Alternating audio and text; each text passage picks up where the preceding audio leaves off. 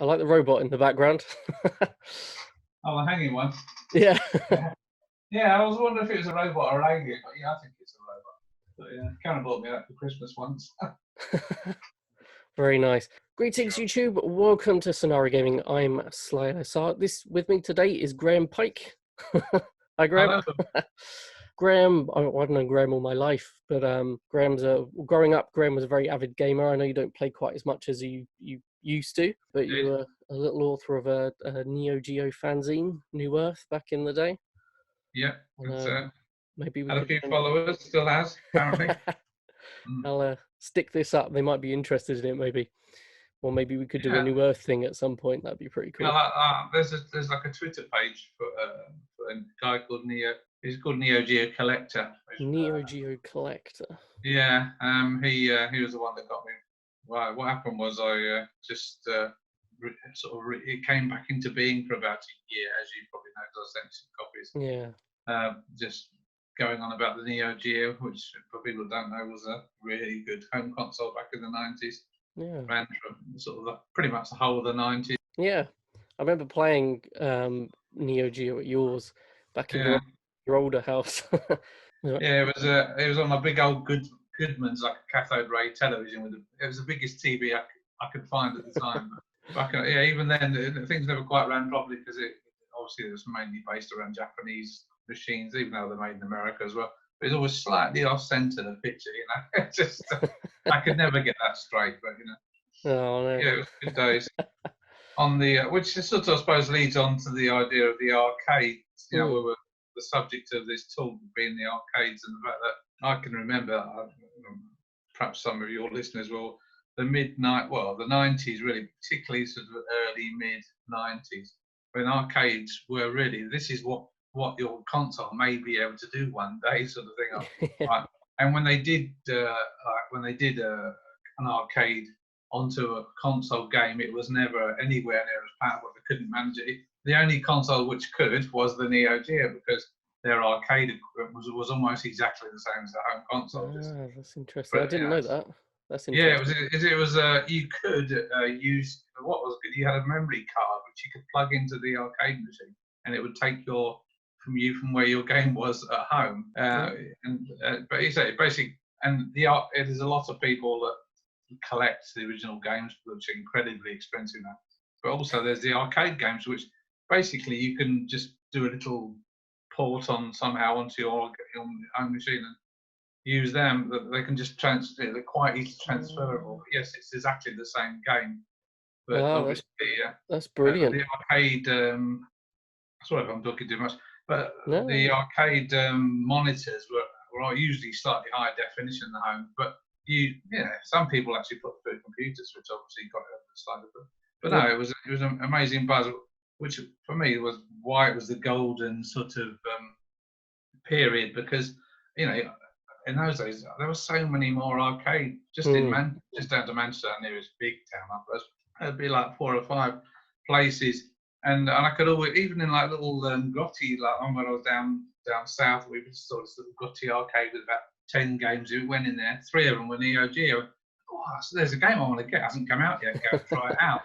And that was the best thing about it. I mean, I can remember the probably most renowned game is Metal Slug, which has been on the Geo console since. Yeah. And I remember when that first came out, I thought, what's this? I'd sort of vaguely read about it in the magazines, and it was just a real buzz, and they always seem to be able to push this.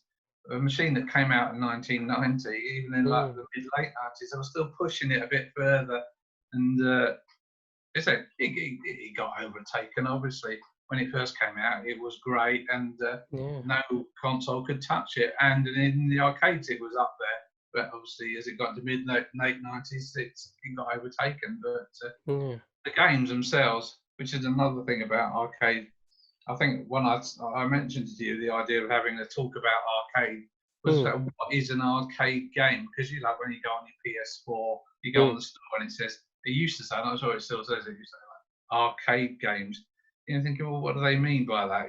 It's a style of game. But then I was thinking, well, how do they qualify that? I've always thought arcade games should be something you can get into quickly but draws you in very quickly and makes you want to keep coming back. Because obviously the whole idea of arcade machine is they want your money. Yeah. And it'll be hard enough. So first couple of tries, you can get into a little bit. So, 3/4 way through the first level, and you've lost, you put some more money in. And then, but you've got to get to the next level. And that is for me, an arcade game, it's got to be, my view is, great graphics, great sound, draws you in like 10 seconds, literally. And after 30 seconds, you're addicted, sort of thing, and you want to play it more. Whether that's, obviously, it's the same thing at home, but you're not worrying about, we've got that cash to keep pumping into the machine. Yeah. Because I can remember you and I going to Namco Wonder Park when we were a lad, and we were playing House of the Dead 2 or something, I think, on a... Yeah. I was like pumping in quid coins, dying all the time, just pumping in pound coins. I got to about like 15 quid in like a very short amount of time. But at the time, it was just, it was an experience, and places like that don't seem to exist. I know. They're very hard to find. They're very hard to find now. I think there's one down in Hastings that's still there, in Old Hastings. It still has, I think it had a House of the Dead. I don't think it was House of the Dead 2. It's probably 4. And then it had like a Dino Crisis and a couple of things. But you're right. I mean, you just don't really see them anymore. It's very difficult to... But the main reason being is PS4 will be able to do better graphics than the machines in them, because they're just not produced in the machine. People aren't going because they want... Everybody's more status up. People aren't going to cinema quite as much. It's a different world because it's not ahead of what we've got at home. It's probably slightly behind. Everything I sometimes go to seaside arcades, and I was looking out to see what's in there, but invariably it's very little. It isn't either a young child's game, or or if you're lucky, you get the retro section where you get stuff from the 80s and 90s. You can have a bit of a nostalgic bash, but there's nothing much there. You think, wow, that's I really want to sit in that seat and do that game, but you see the odd Daytona and the odd one. I did see a Sega Rally. That was a great game in its time, and I can remember getting it on the the Saturn originally, and the Saturn. And it obviously didn't match the Saturn, couldn't match the arcade again. It wasn't until really, I suppose, Dreamcast and onwards where they started to get as good, if not better, than what was in the arcade. I think that was the because you bought me my first console was Sega Saturn, and you got me Sega Rally and you got me RoboPit, and I remember playing lots of Sega Rally, and obviously when I was a kid I was really crap, especially Sega Rally, because there's a bit of skill to it, and there's a timer going down. Once in a very blue moon I'll plug it in and give it a go. I'm much better now I'm older, I've got more control over what's going on. I think that's another thing about me being into arcade games from fairly early on, because when I very first got my first console, I wanted to play RPGs, but that sort of went out the window very quickly when I got arcade games. But I think it's like that dogged determination. Like I can remember getting through some quite hard. I was never brilliant at one-on-one fight games, Street Fighter and King of Fighters and all that stuff. But I just stuck with it, kept going until I sort of learned a little move which would overcome the next level bod, and then it was just like you just stuck with it until, there were some games you just went on and on doing the levels over and over. But there was a game called Viewpoint, which was on the Neo Geo, which was a shoot 'em up, like an isometric. It was a wonderful game because not only is it good to play, but the music for the time was brilliant. And it's not music I wouldn't listen to. Some of it was like rappy type stuff. I had like jazz and all sorts of stuff on it. God, it was so hard. I never completed that game. I just, I got to like second to last level. I just couldn't get past it. Just drive you nuts, But and he didn't have like little stupid cheats so you could become invulnerable. What's the point in that? But I remember talking about games and translating to consoles. I remember in the arcade playing Mortal Kombat when it first came out. Obviously being very crap at Mortal Kombat again at a younger age, but where they sort of ported it to Mega Drive and Super Nintendo, etc., etc. It just wasn't the same. So it's really interesting what you said before, where the Neo Geo, there's not too much difference to be found. Well, there was no difference compared to those other consoles. Yeah, and the thing was that even though the Neo Geo came out before like PS2 and and Saturn, they could never, they didn't have the sort of processing power to, because they do copies as you've seen on the Saturn, and they're never the same. The frame rate isn't the same, and it just cuts down on too much. And it shows what a good system it was, because all it was a 16-bit processor with a little 8-bit processor added on. It's called a 24-bit machine, but it's not really accurate. But it really was a very powerful 16-bit machine, and it really did. Really? It's not the first time the gaming industry's lied about the power of a gaming console. Yeah. What I liked about it was it was like a fringe thing, because now games are king. Games make more money, as you know, than movies and stuff like that. But in those days, it was still there was lots of people that did it, but there's not a camaraderie. But I can remember you'd go to an arcade, say in Blackpool or something like that, and I remember again talking about Mortal Kombat. I was going to go and think, God, this is hard, because I was never great. And this bloke comes over and says, "Oh, do you want to have a game?" And I'm thinking, God. Anyway, I actually beat him. How, I do not know. But just a massive and managed to. I think even he looked surprised. How the hell did that idiot beat me? But yes, I must admit, Blackpool is a good place for me, because it's the one place that one time I only ever completed an arcade game from start to beginning on one credit, and that's Soccer Brawl. Soccer Brawl, very nice. Yeah, it was, even that. I don't know if you had an abortive attempt at playing it, but the seal on the channel was terrible. Yeah, it was. We didn't know what we were doing. You quite got the idea of it, but again, actually, that is a good example of an arcade game, because it's not in any way attempting to reproduce a football game. It's for one thing, the people playing it are like cyborgs, and the whole thing is about positioning on the pitch and power shots. Yeah. And because the power shot builds up very quickly, you're holding your power shot down all the time, building up your meter, bam, and you're just using that all the time. And you have to get the right position, but it's a different skill from, you can play a passing game, but because I soon realised, the centre circle on a football pitch, that had one here. If you stood just in from the edge, did a shot, it always just crept in on the inside of the post. Because I think the outside of the circle was in line with the post. So if you got this tiny bit in, the goalkeeper quite often didn't reach it. So he did a power shot with a boom, and it went. Nice. It was just like a little thing that you pick up. I didn't play it forever. You just mind picks these things up as you go along, It'd be interesting to know if there's also a problem with the translation of the port, because the port of Galaxy Fight, and I've had Galaxy Fight on the Saturn, I've had it on PS2, PS3, Xbox, blah, blah, blah. And the best port I've played on it, because I obviously played it on your Neo Geo, but the best port I've played on it is on the PS4. And I've also got a port of it on the Switch, and it's terrible. It's not as good. I'm really impressed with those. I've forgotten the name of the company. Is it something Hamster? There's a company that does like 90% of the Neo Geo ports done by the PS4, and they're spot on. I mean, some of them have actually improved it, but they've made them to fit in with like a modern television. Because if you just it'll just look pixelated. But no, I mean, I'm really impressed with those. I mean, I've got like a Neo Geo machine as well, but I just find the PS4 ones just as much fun to play, and they just seem to be as accurate as you can. I'm sure the Neo Geo diehard would point out some, but it's like anything in the world. There's always somebody that knows more about it than you do and wants to prove that point. But in general, I'm really impressed with them. That's what got me back into the Neo Geo. For years, I sort of just fondly remembered it. And I downloaded the odd one on PS3, which was really like Baseball Stars 2 on the PS3 was really good.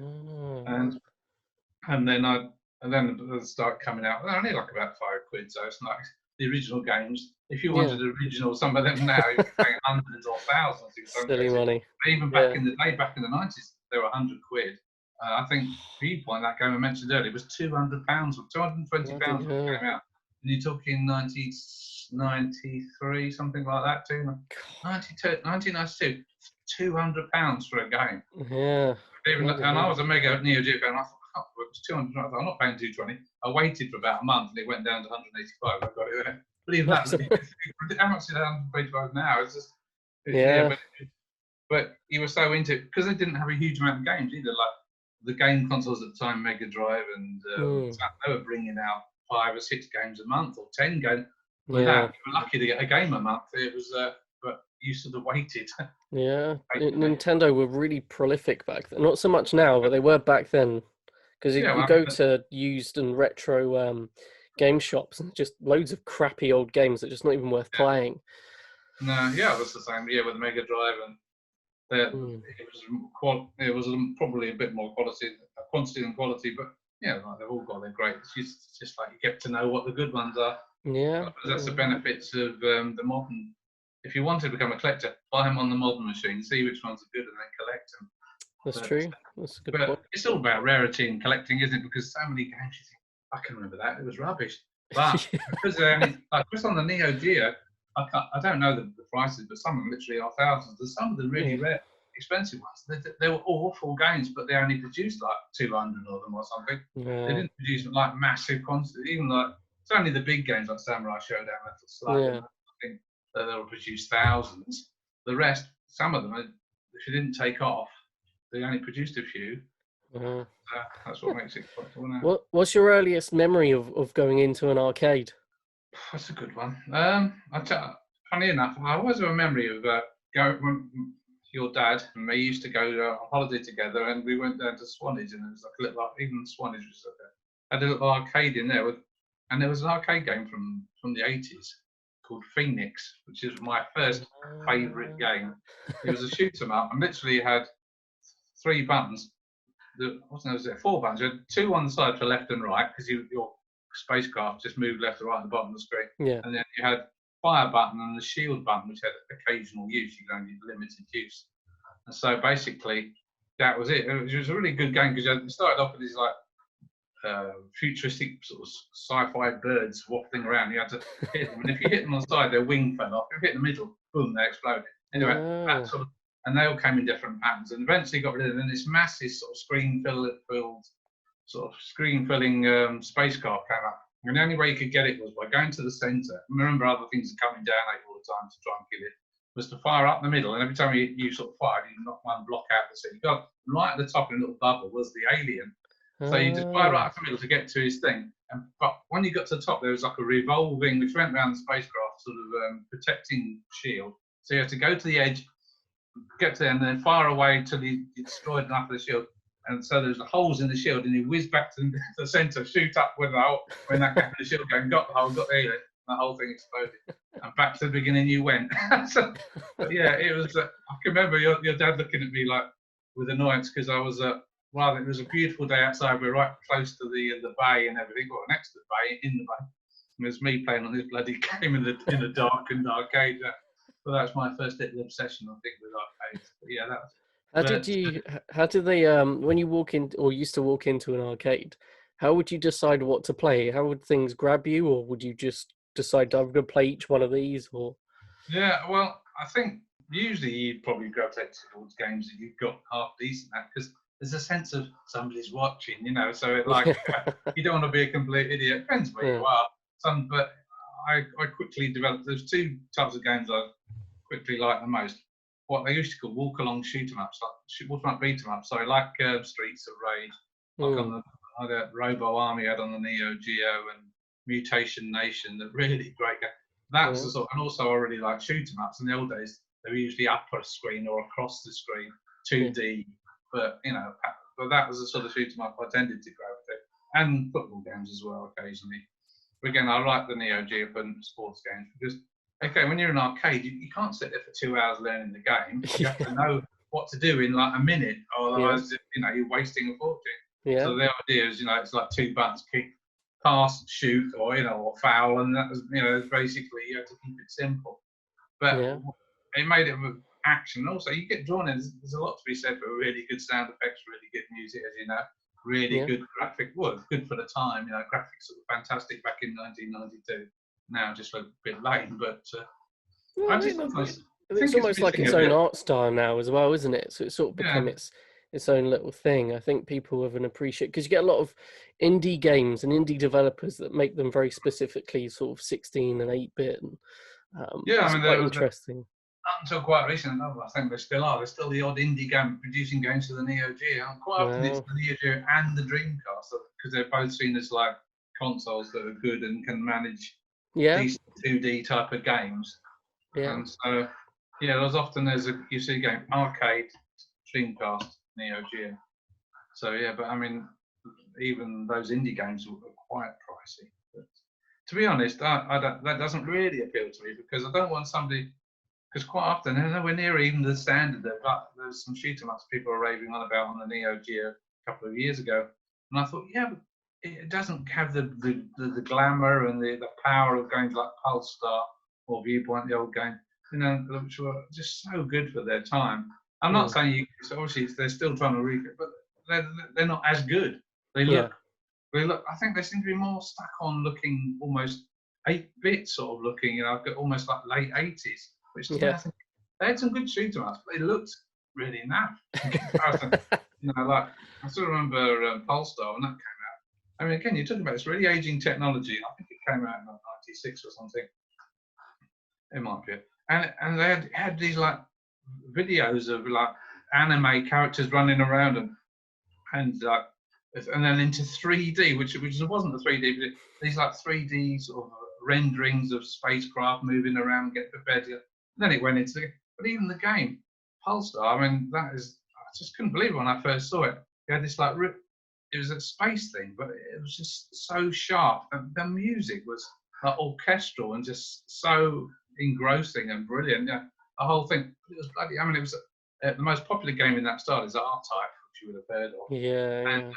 And Polestar was done by a team which I think had been to do with ACOM or they were called IRM, but anyway, they were the same team that started, so it was in that style. So it's really tough, one wrong move, you're dead, and then it's like, but that is one game I did finish, but took me a long time. But it was just so engrossing. I loved just starting the game from the beginning.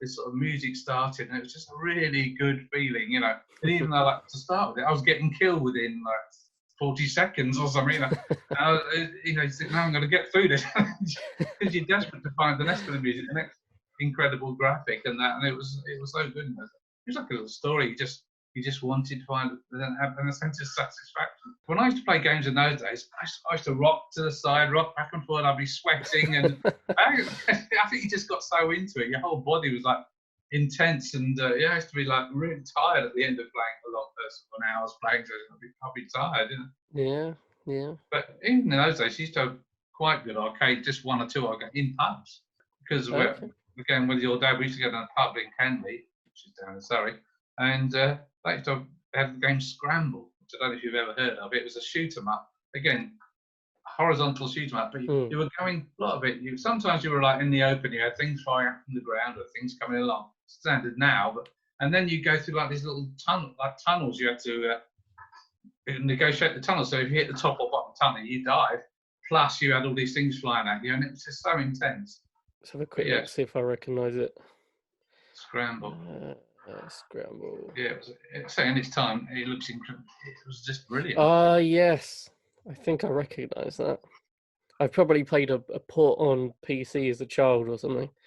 But yeah, I mean, it was a good addition to an evening out with your friend. Go down, have a few drinks, talk about music or whatever you're into, and then let's have a go on that. Or Donkey Kong. That's the first time I ever saw that. I was in the same pub. Scramble left, and Donkey Kong came along. It's like trying to get that, avoid the barrels and all that. So, but that wasn't quite so intense in its thing, but it was still hard, But yeah, pubs had games in, and you'd spend your time on them.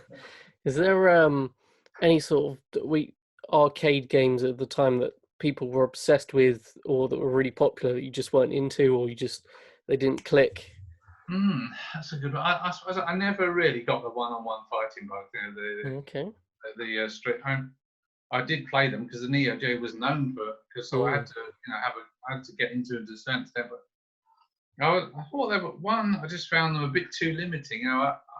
That's why I like Streets of Rage and those sort of games, which never really caught on in the same. Although everybody I speak to, old or young, that can remember Streets of Rage, remember it fondly. Oh yeah, I'd love to get that again. It's like, well, actually, you can get it on the PS4 if you want. But I just think the one-on-one, I never really. They were hard, and two, I didn't find it gratifying. There was I can't remember the name of it. There's a really good one on the Dreamcast, which was Robots. I've mentioned it to you in the past. Techromancer? Technomancer, that's the one. Yeah, I enjoyed that as well. That grabbed me.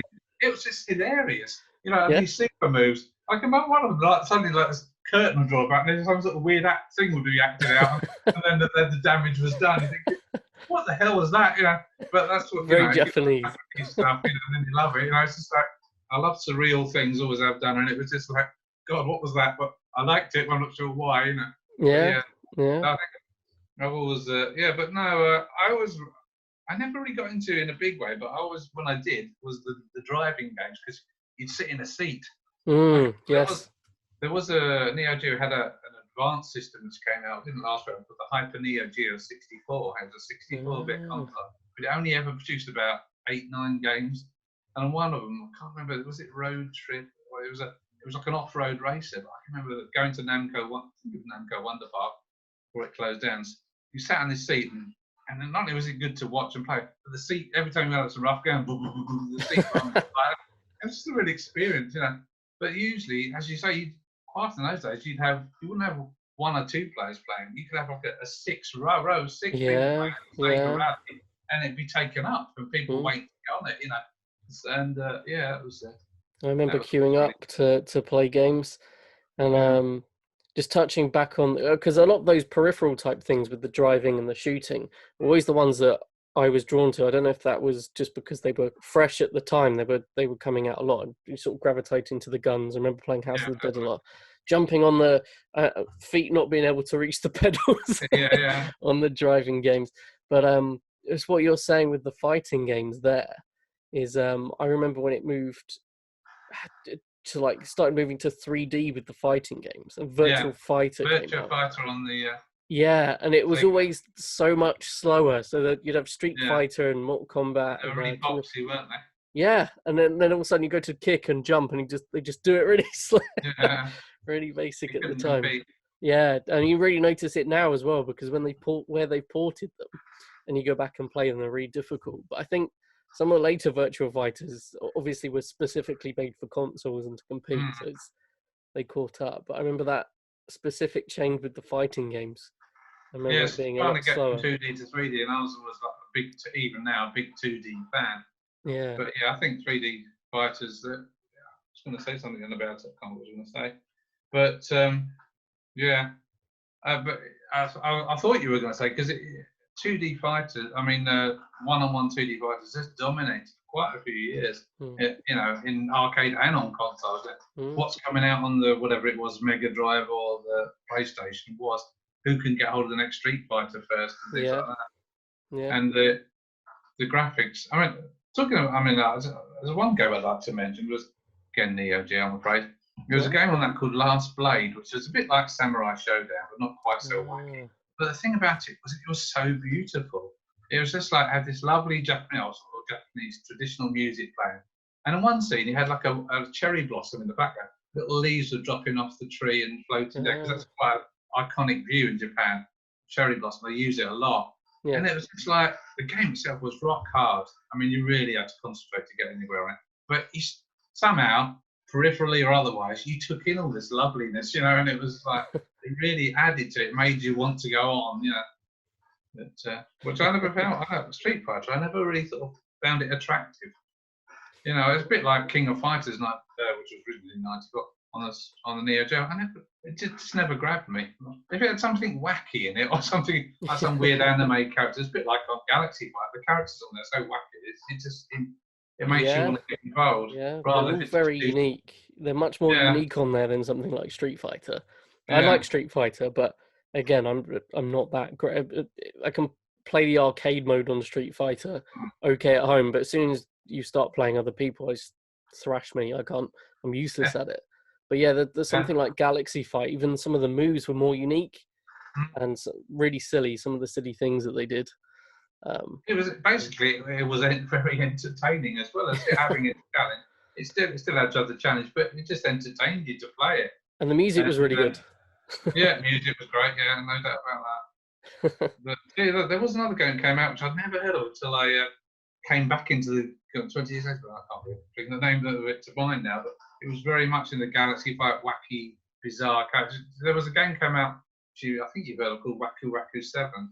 Yeah, was so yeah, you told me a lot yeah. about that. Sounds It good. was initially we thought it was a sequel to Galaxy Fight because it had some characters which were similar, but it wasn't. But it had some bizarre, like huge round cat, sort of demon cat in one of the bosses, and just really, the whole thing was just odd. But Is that the same developer? Was it? It was it Sunsoft, was wasn't it? Sunsoft, yeah, Yeah. definitely, because that's what we thought. It's a new Galaxy Fight, but it wasn't as a sequel.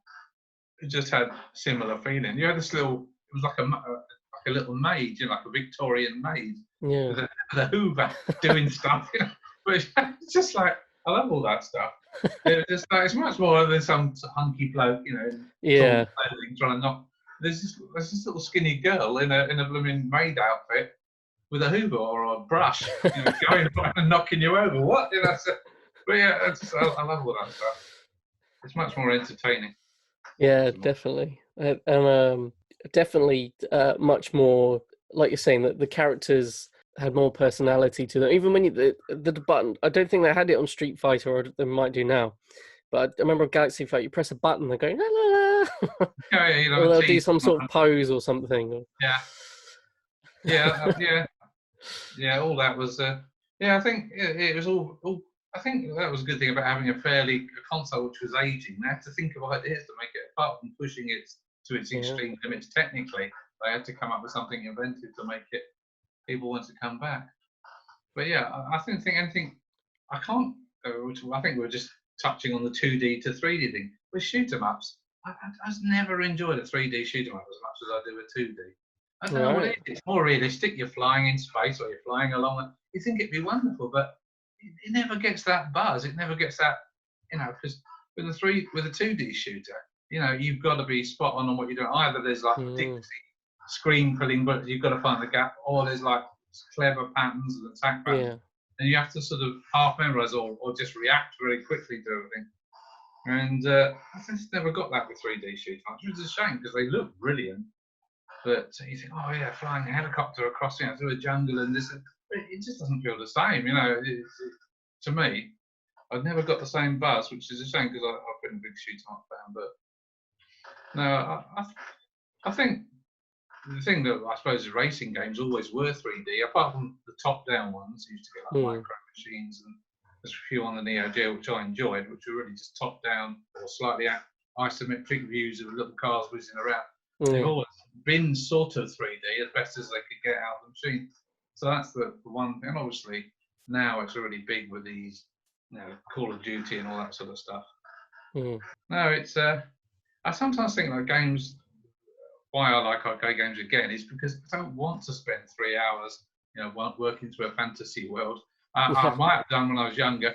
I've always preferred, if I can get as far as I can get in half an hour or something, and then perhaps play another game for half an hour, and then that's it, I'm done. I don't. It's like the role playing. I just don't get involved because it just takes so much. Like the Elder Scrolls and all those sort of games. But in the old 2D sort of. But again, what they made up for, Neo Geo didn't do RPGs. They did one, but it was all in Japanese. But they, but like on the Saturn, they had some lovely 2D. Because Saturn was made as a 2D machine. They just added a 3D engine right at the end because they heard about the PS, the PlayStation. I thought, oh, we better try and get along with that. They sprung into the 3D bit here, and then that's why nobody could program for it because they're the 2D machine. Anyway, that's beside the point. It did do some. Again, you can imagine really being like in awe or just really drawn into the lovely graphics. Usually Japanese RPGs with this beautiful sort of scenery or just a down view of a little village and the lovely music. They always neoclassical type of stuff they did. I suppose we should talk about arcade games, but again, it's very much being drawn in by the world. Whether that's in a very massive RPG or whether it's in like a 10-minute bash on a shoot 'em up, it's you've got to. If I want to shoot 'em up, I want to see something which grabs me, which I think is great. I love that sort of steampunky, sort of futuristic, but it's like airplanes that look like they come from the 1930s, but with extra special bits sewn onto them. That's great, And there's a really great game on which console was it on now? Xbox 360. called Death Smiles. I don't know if you've ever heard of it. I don't know that one, no. It had a sequel or two of Death Smiles. I originally got it as an import, but they did bring it out. It was just fantastic 2D shoot 'em up. I said at the time, this is what the Neo Geo could have done. It was just like Neo Geo shoot 'em up, but with vastly improved graphics, because obviously you got an Xbox 360 doing instead of a 16-bit machine. Yeah. Oh, it was just like overwhelming. I like a shoot 'em up. Sometimes your eyes feel like I can't take any more. You know? It's just like there's so much explosion of colour and sound. You think, oh, you know, it's almost like, you know, you come away feeling like you had a bit of damage. But it was like, sometimes play these shoot 'em ups with the wife, but she can't take those sort of shoot 'em ups. They're just too much. There's visually going on. There is a lot to take in. She likes like straightforward up the screen ones, like Aero Fighters or what's that one called, Raiden. But she doesn't like ones which are just massive explosions. Yeah. But yeah, that was a wonderful game. That was an arcade game. People have tried to. I don't think it was in the arcade, but it should have been if it was. Yeah. Okay, people have tried to recoin those Bullet Storm, Bullet Hell games, or Bullet Storm, Bullet Hell. I can see why they're giving it that name, but I've always also known those are sort of shoot 'em ups as well. So it's weird when someone calls it that. Bullet Hell. I mean, it's just a way of describing a type of shoot 'em up, isn't it? Like yeah.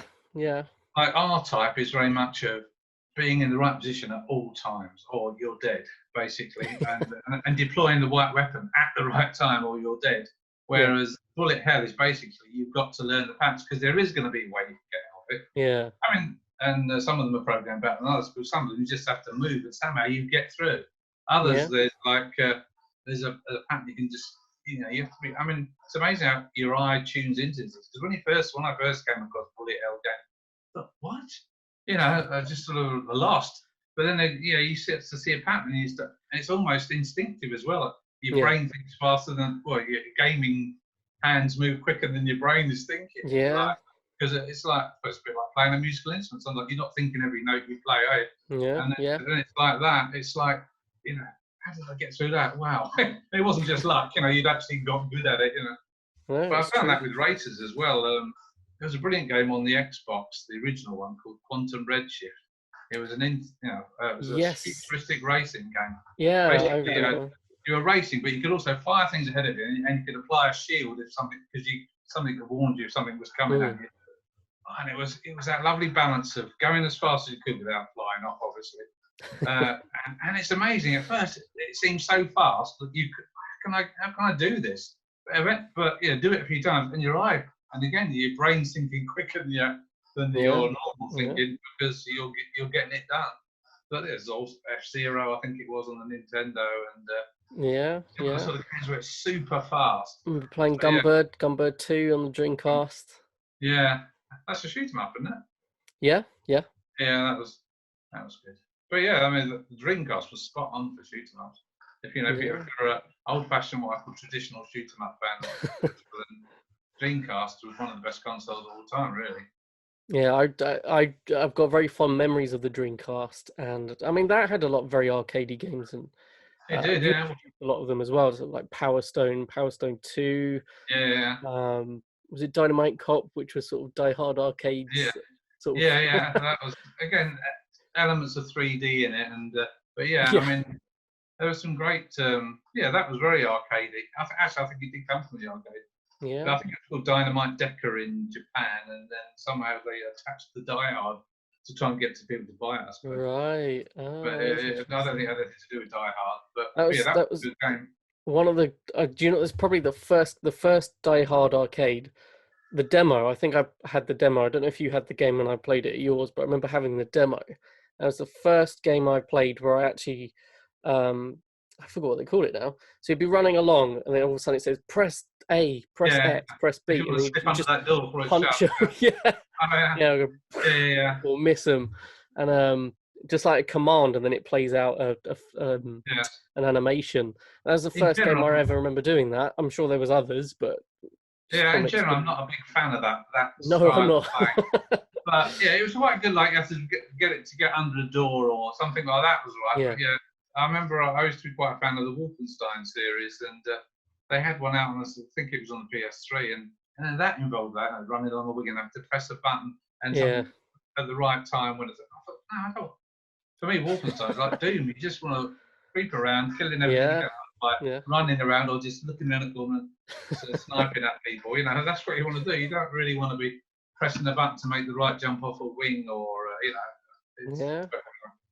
That's very non-arcadey to me. That's sort of an arcade game. It should be all reactions and, you know. But I think it takes away from the game because you're suddenly thinking not about the game, but like that, rather than you should be into the game and your hands are moving sort of without you thinking about it. If you know what I mean. And if you miss it, you get a game over screen. You're like, yeah. But, so, and again, it's a bit like a film. You know, when you finish the game, you just sit back. Like I can remember Streets of Rage. My wife used to play that. We'd get through it, and I'd be my usual bit over-exhausted. And the music, you know, there's the credits running, and it's like nice little tune play. It's a really lovely thing. You'd be like, you know, ding, ding, ding, ding, as it goes on. But yeah, there's something to be said for a good, you know, end of game. I think you should get a good. If you like really slug your guts out to get from start to finish, you want somebody to say, "Well done," and you know, it's some nice movies, or here's a picture of somebody you liked in the game, and some nice music. You want something like that. Yeah, definitely. I think some games forget that. It's important. It's true. Yeah, and what seems to be lost from modern games is unlocking something once you've completed the arcade mode or the story mode. It's very rare you have that anymore. You have to sort of pay for all the extra characters or costumes, and I don't mind when it's cosmetic because I'm not that arsed about it, but I don't want to pay £3 to £5 for an extra character. It's ridiculous. No, I totally agree. Yeah. But Streets of Rage is definitely, like you were saying, everyone has really fond memories of it. They just brought out number 4. I don't know if you've seen it. Somebody mentioned it too. I think it might have been you. I haven't seen it. But what's it on? Xbox One S or Xbox One and PS4. Oh, well, I could get it then. Have you played it? I have played it. It's I don't want to spoil it. It's quite cheap as well. It's not expensive. It's got the feel of the original one, but they've gone a little bit more. It's more like 2.5 3D. Yeah. So that instead of keeping the graphics the same, they're a lot more modern. They kept that sort of. I appreciate that. I like that as long as it keeps the gameplay and the feel similar. Yeah. I always thought 2 was the best. All I can remember on the first one was when you pressed like the bomb button, as in this police car pulled up and it fired. Whereas with the second one, you just had more characters. It was much more like action-based, the graphic, impressive graphic, bigger sprites, and it was just. And then 3 was just taken on a little bit. 3 got ridiculously hard as well. But, I remember always hitting the bomb button in the first one by accident, and there's no one around. What's going on? Yeah, you wasted it. Yeah. But no, 2 was brilliant. I mean, remember there was one bit we had to go up an escalator, and there's people coming in, and you ended up with the big boss at the end. But yeah, that was a good game. That was very arcadey, though I'm not sure it was actually in the arcade. That's right. Even Neo Geo, I don't think they equaled Streets of Rage 2. As they improved on it graphically easily, but they didn't. The gameplay, I like Mutation Nation, Robo Army. I love playing them, but they're not as good as Streets of Rage 2 as games. You know. So is the gameplay tighter then? Do you think on Streets of Rage? I think there's more variety to Streets of Rage 2. Yeah, it's not a huge amount of variety. And I just think Mutation Nation is lovely to look at. We've really only got 2 moves, you know. It's just like jump and 2 types of hit, really. And it's all about being in the right position. I mean, it's got its talent, and I've really enjoyed playing it. And anyway, we used to, and it used to have some like when you hit, they're just like exploding like a load of goo. And that'd be the end of the monster. But no, it was really good to end Robo Army. I like anything to do with robots anyway, but that was good. It had some brilliant sort of clanging sound effects. The graphics were big and looked good, but it just didn't feel the same as Streets of Rage. They did bring out one called Burning Fight, which was the closest to Streets of Rage. In fact, they had similar characters walking along like mouths and things like that. But it wasn't as good as Streets of Rage 2. Still, it graphically better, but not as good to play. Speaking of robots, sorry. Speaking of robots, Virtual On. Can't not talk about that in a conversation about arcade games. Yeah, right. Yeah, well, obviously, I still think Virtua On is probably the best robot arcade game. I just think that was really good, you know. And also, you know, they brought out a great version on the Dreamcast. Was it Dreamcast? Yeah, it was Dreamcast with the special hand. You had a proper sort of two joystick things moving in and out. Even to jump, you moved them both out like that. Spreading sort of. But yeah, that was a brilliant game. Okay, great designs of robots. It's like 3D. Really, it was a game I can never remember the title of. I haven't got it anymore. Which was on the GameCube. It was like I think it only came out in Japan and America. I don't think we got it over here. It was very much like an isometric view, looking down, and you had these robots. But it was really entertaining to play, and you could when you changed the robots, didn't go on forever, but you could improve your robots as you went along. Again, I wish I could remember the name. Sorry, but it was a real good one. But it's not really a robot game, but one of the talking about early memories of the arcade. There was a game where you were in a tank, but basically this is going back to the 80s. But really, it was just like black and green. It was green lines on a black. And I can't remember what it's called now because it's so old. But you looked through a bit like a periscope sort of thing, and you had your hands to the side, and you just operated this tank. And you tried to sort of hide behind. It just had like cubes and like pyramid type things you could hide behind. And these things came around. You had to try and destroy them. But that was good. But I could remember the name. But yeah, I expect there are people out there shouting, "What's this little shout out?" It was called this. I can't think of that many robot. I mean, there was a lot of robot games on the consoles. I can't remember that many, apart from Robo Army, Virtual. I can't remember that many in the arcades. I don't know if you've got a memory of any, but not in the arcades. No, no, because I mean, on the Saturn, the Robo Pit, which was sort of make your own robot, very basic. Then my other earlier memories would have been Virtua On, which I would have been useless at the time. And we got the one on the Dreamcast, got the Japanese one. I don't have the arcade sticks though. Gundam has sort of adopted that Virtua On arcade robot style, and I know they're doing their Dynasty Warrior stuff as well. But they've taken that you have a very limited space, and it's very fast actiony, and you've got a very limited amount of time. It's sort of taken in the arcades. I don't remember any. Remember. No, the only Gundam game I can remember playing, and I can't remember its title apart from Gundam in it. It was much more of a sort of you were in you weren't in space. You were in a landscape, and you had It was you and about 2 or 3 other bots, which you didn't order. You just sort of told them where to go and what to do, like be aggressive, go to that section. Oh, okay. But they'd wander off and take on. So you could just stand back and snipe. It was brilliant. You know, you could. But I really liked it because I remember there's one bit in the game where suddenly, you got to an end of a section, and suddenly something dodgy happened. One of the guys that was supposed to surrender suddenly took off the air. So my usual stance for anything with a shooter up, kill it. So as soon as he took off, I shot him out the air, you know, and that was the right thing to do. But I see that here with a sort of video game. Kill first, ask questions. Yeah. I often shout at films when I'm watching them. Don't do it. But yeah, it's like an American cop in it. Get your gun out. But yeah, it was but no, it was that. Yeah, they've been a good series, but I haven't played a lot of them.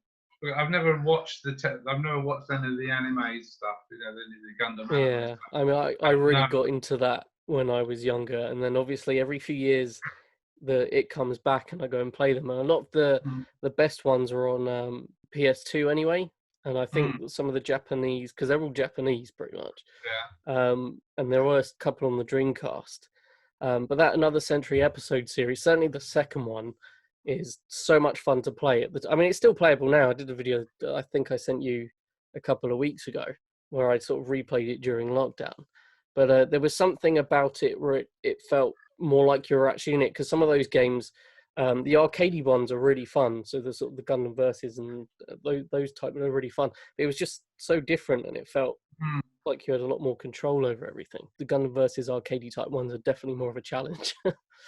Yeah, definitely.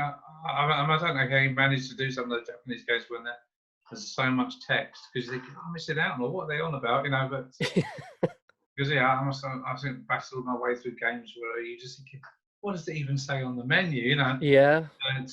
But in those days, I can remember getting Japanese games that I didn't even know what the manual was saying. I was trying to. Nowadays, you could just put it into, just put Japanese to English on Google, and it'll tell you. But in those days, it was hard, back in the. And you would do a mission, and it would say game over or failed, and you wouldn't know why. So you'd have to try all these different things till you figured it out. There's an arcadey game again. I suppose which I play a lot. It's called Earth Defense Force. There's a whole series of them, and I think the lowest recent one's 4. I think it's 5 we're playing at the moment. That's been out a while now. But they're very arcadey because they're 3D, but it's very action based. There's only about 4 or 5 types of enemy, like giant robots, flying saucers, or huge bugs, and basically it's kill everything you can. But there's some strategy involved as well. But it's great because when you kill them, they drop stuff like the old-fashioned 2D game. So you run through it and you pick it up. Be something with a red cross on it. That's obviously health. Something says weapon on it, so you just pick it up, and at the end of the steps, it tells you what weapons you found. And nice. It's very arcadey with tiny little bits of sort of role-playing involved in it. But is it a little bit like Charge and Blast? Charge, yeah, but much better. Oh, Charge okay. and Blast was good. I like Charge and Blast, but it's very limited. It's not. That was like trying to be 3D, but it was sort of half 2D, half 3D, wasn't it? It was very odd. But that was a Dreamcast, wasn't it? Yeah, I enjoyed that. Yeah. But they, it's the nearest thing to arcadey games that I play now, really, apart from the OGO stuff. I recommend that to anybody if you want, good-looking graphics. And it's cheesy as hell, but I reckon they're all good because you got, I think, 3, 4, and 5. They brought out like one that was called Earth Defense Force, so it was nothing to do with the original programmers. No, okay. What it was called, Insect something. It was just trash. It was just like a PC game that hadn't been programmed properly. It's just got some really clever little things. Like sometimes there'll be all these bugs and a robot standing that's in this shield. You can't fire through the shield. You have to run into it before you can. You can fire out of it, which is very irritating. And all sorts of little clever things like that. But it looks really good. And I think I used to like better. You have 2 types of weapon. You've got distance. Well, you usually have a high-powered distance weapon like a missile launcher or a massive sniper rifle, and you have like a close-up machine gun, which is good for. And you got that 800 ants whizzing around, blown away. But this, I think it was on 3. You have these big robots, and they're literally like the size of like 3 stories high building, and then they come into. So I used to love just walking down the road towards them, powering away with them, and then get up close to each other's shotgun, and then they just go dong and explode and give you something. But sometimes you can stand right underneath and not far up into their crotch. but yeah, it was. What would you say is your favourite 5 arcade games of all time? I played most of them. It'll be on the That's all right. My all-time favourite video game of all time is Soccer Brawl. Not just because it's just got everything. It's the music. It's not like great orchestral music like you get in some of the seasons, but it's just everything just works. It goes to the end of game screen. The music works. It goes to what's the score? This is the final score. You're a congratulations or a goal's been scored. It's just exactly right. It's just perfect. And once you must get have the been game, pulling your hair out when you saw us being absolutely terrible playing. We were really bad. I thought they're trying to play it like it's FIFA. It isn't that sort of game, Yeah. Clocked onto it because you weren't even. I was watching you. I don't think you were even powering up. If you did, it was accidentally. No. So you have your finger on the power up button. So when there's a little thing at the top, this goes up, and it goes up fairly quickly. Then you can do a power shot. But not only that, also you can shock people. Like when you're defending, you can buy a little shotgun to knock them over. Figured that out very late on. It's good. It's limited. It's no way accurate. You don't even control your own goalkeeper. You control him to kick the ball out, but he does the same on his own. That's why I miss the manuals. And sometimes you can guarantee the biggest thing that the goalkeepers do in Soccer Brawl is knock the ball out again. So which is good for you because when you hit 9 times out of 10, you run towards the goalkeeper, you whack the ball. If it goes, it'll bounce out. Do a header, straight. 9 times out of 10, you get a heading goal. It's little tactics like that. Did you say 5? Top 5? Yeah. So you got 1 Soccer Brawl. I think Polestar. That was brilliant. Just the R-type shooter, just for wonderful graphics and sound and just rock hard playability. I used to have these sort of lists in my head. I said, what's my favourite this and what's my... well, if we're including ones that weren't actually, I think Earth Defence Force. I think probably 4 or 5 would be in there. So that's brilliant. I'd have to say Streets of Rage 2 is. It's not really an arcade game, but it is in its style. It's not. I don't think it was ever in the arcade. So if it was, it might have been in Japan. But that's all right. I mean, it could be that style of game. Yeah, it's got to be. Yeah. Really, I think Metal Slug has got to be in there. Yeah, you got to have Metal Slug in there. Yeah. There's the little lighting effects. It was so much character in that game, and now it's all taken for granted. But like there's one bit where they're in a bit of snow, so you can see their breath. This is like a 16-bit 2D game, really.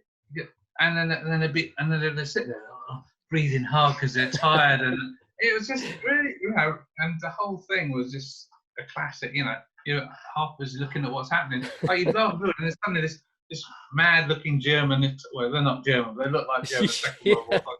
Right at the screen at you, and obviously his building's been exploded.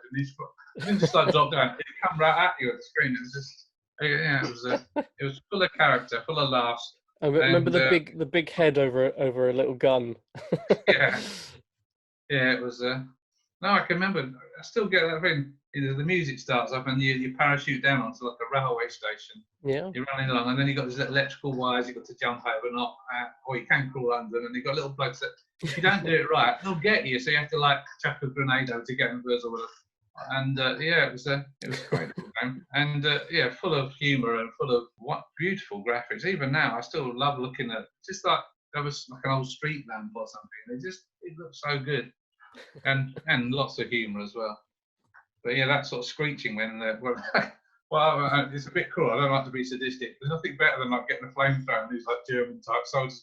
You do this horrible screech as you blast them and they're in flames.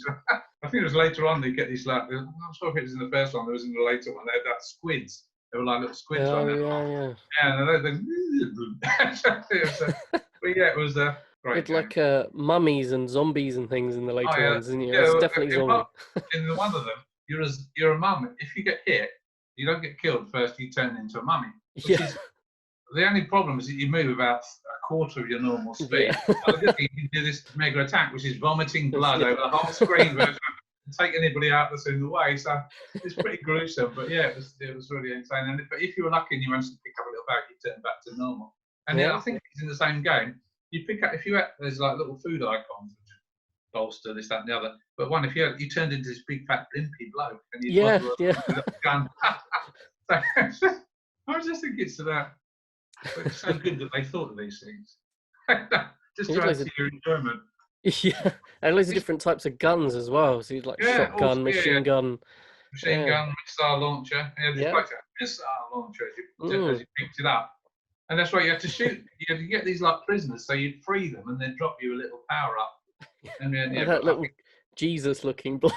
And at the end, if you'd managed not to die, all the ones you saved added to your points, and they'd tell you their names. They'd come up, private, this, that, and the other, and they'd survived, and then you get an extra 1,000 points or whatever. So again, the shotgun was brilliant. But that always strikes me.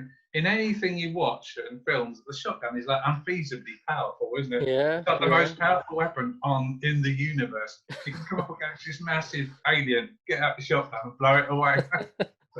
It's true. But soccer ball is my favourite. But those 5 must be in there somewhere. Brilliant. Because I can remember when it was almost like you were, because I was an SNK who made me a little fan. When Capcom like it, I thought, no, that's not as good, Like King of Fighters, and I thought much better than Street Fighter and this sort of thing, But there was Konami used to bring out some good games as well. They brought out a few. What's that one where they got the vampires in? Is it Darksiders?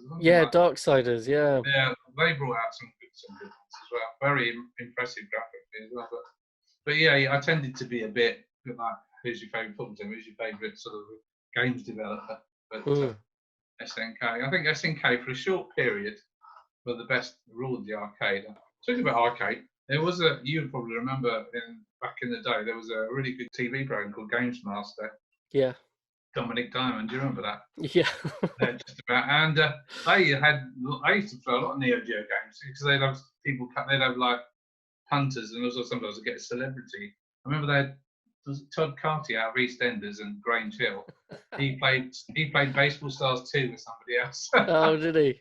Yeah, it's just one of those things that sticks in your mind. Yeah. There's a couple of presenters that were on that when they were much younger, before they got famous. I think Simon Amstel was on it. There's an episode with Simon Amstel in it. I thought, oh, Simon Amstel, that's really weird. Yeah, there was a guy that used to wear a bandana as well. I can't remember what his name was. And Patrick Moore, if you remember, the old the guy that used to do Sky at Night. He was actually the game. Oh yes.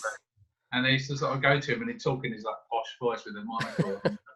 Yeah, it was very entertaining. But they actually used arcade games for people to play, and get through get how many points. I can't remember what you won or what happened in the end. But I suppose it's a shame there's not really a games program on it I can think of. No, I think there's a lot on YouTube. So of course. More famous YouTube and Twitch and all the other ones that I don't really know very well. And they sort of get together with other people, and they have like professional gamers that come on and play their games and things like that. I don't really watch much of that, to be frank. But I know it happens. I know it goes on. So get a bit off topic. Anyway, I'm gonna have to call it a day, I'm afraid. No, that's fine. Brilliant. Anyway, it's been really enjoyable talking to you. It's been nice. Yeah. Bringing these memories of golden gaming days. Yeah, you can always go back and watch this video on the channel in a few weeks' time. Hopefully an edited version. It'd be good to do a few more where we're chatting and stuff. Maybe we can do a Neo Geo / New Earth one. And I could put it out to the Neo Geo collector, see if they've got any questions. I can always ask you some of their questions or something. Yeah, that sounds good. Brilliant. But thanks everyone for joining us. Yeah, thanks. Like, share, and subscribe and all that. Yeah, we'll see you again soon. Thanks, Graham. Thank you. I'll be in touch. See you soon. Ta-ta. Bye.